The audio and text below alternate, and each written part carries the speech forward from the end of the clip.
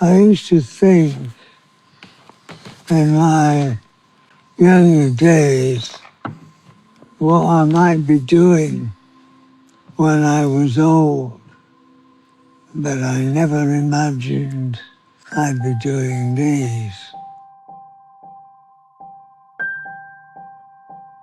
Why don't we go away? Why don't we just go to Normandy? And that's what we did. I think I could do something with the biotapestry. And that's what I did. A year in Normandy. When visitors first enter the gallery, they encounter David's monumental frieze, A Year in Normandy, which has been reconfigured for our space here at Serpentine. His version of this monumental frieze that he made in 2020 after his move to Normandy in 2019. Hockney did many works during that time, during the lockdown in Normandy. Of those, he combined 100 works into this very long painting, which is here more than 70 meters long and fills the North Gallery entirely. And it starts with the winter season. So at first, visitors first see trees that don't have their leaves. And then as they move across the perimeter of the gallery, they witness the changing seasons. And he documented his surroundings for over the course of a year. We see the first kind of buds of spring. Then we see the full blossom of summer. And then we go into the autumn season of where there's very bright yellows and oranges. And then we once again conclude the year with the winter season where there was an early snowfall that David was able to capture.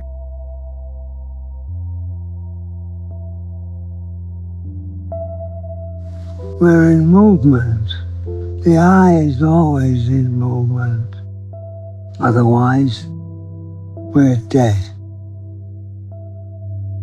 David has long been inspired by Chinese and Japanese scroll paintings, where there's this idea of continuous movement, of that the visitor is in motion and that you can't see everything from a frontal perspective.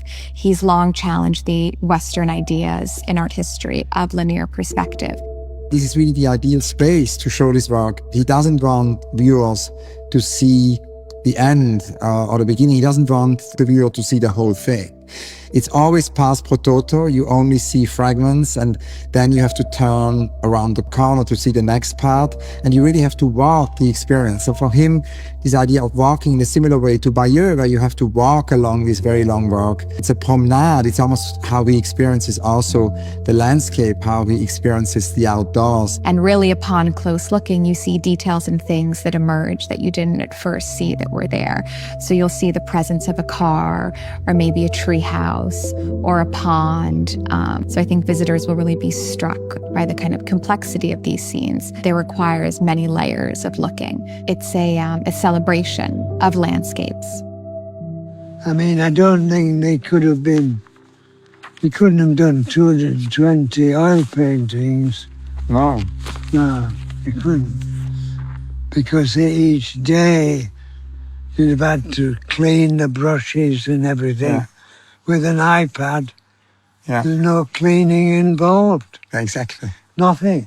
His initial endeavors with digital technology in the 80s was too slow for him, but by the time he then in 2008-9 started to work a lot with it, it was possible to really work in a very fast way, something Monet and the Impressionists wanted to do but couldn't do because they didn't have the technology to do. He's never shied away from experimenting with new tools. So he's been working with the iPad for over 10 years and has sort of praised its ability for him to kind of work so swiftly on it. And we see that in the case of A Year in Normandy, of how he was able to produce so many paintings.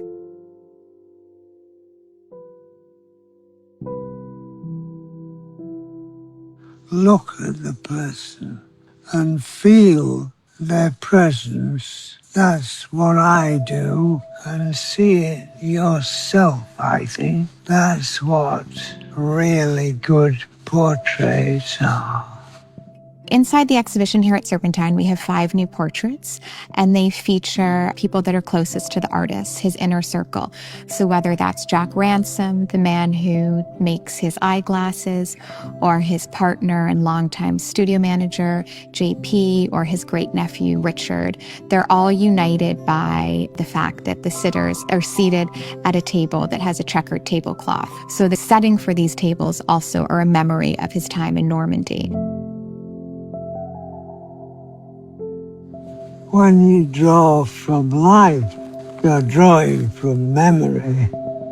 The memory of 5 seconds ago, the memory of 10 seconds ago, the memory of a minute ago. If you think about it, it must be like that, mustn't it?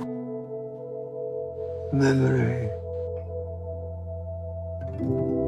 In the 5 still life paintings we have, David is exploring this idea of abstraction and making reference to different abstract painting styles. David has long been a great connoisseur of art history and has made reference to other artists from Van Gogh to Fra Angelico. But with this body of work, he's looking at this idea of abstraction and is making reference to different painting styles and playing with this idea of perspective on the pictorial picture frame.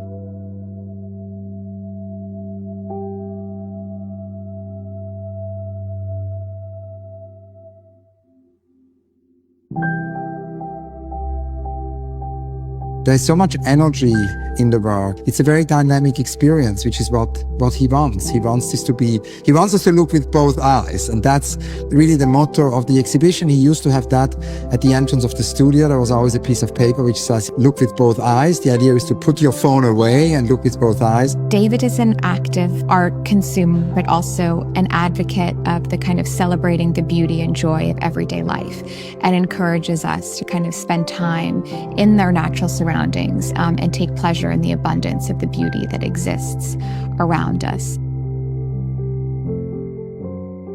You talk about memory and that painting is an old man's art. I thought that was also very fascinating. Well, that's what the Chinese said. Yeah, and you said that 45 years ago. Painting is an old man's art. The young can't do it like the old can. Well, I'm beginning to see that now. Yeah. I'm still painting. The age of 88. This idea of never stopping. Yeah. Well, I won't stop till I fall over one day, I suppose. There's lots of stuff now, lots of stuff. I'm finding out more and more.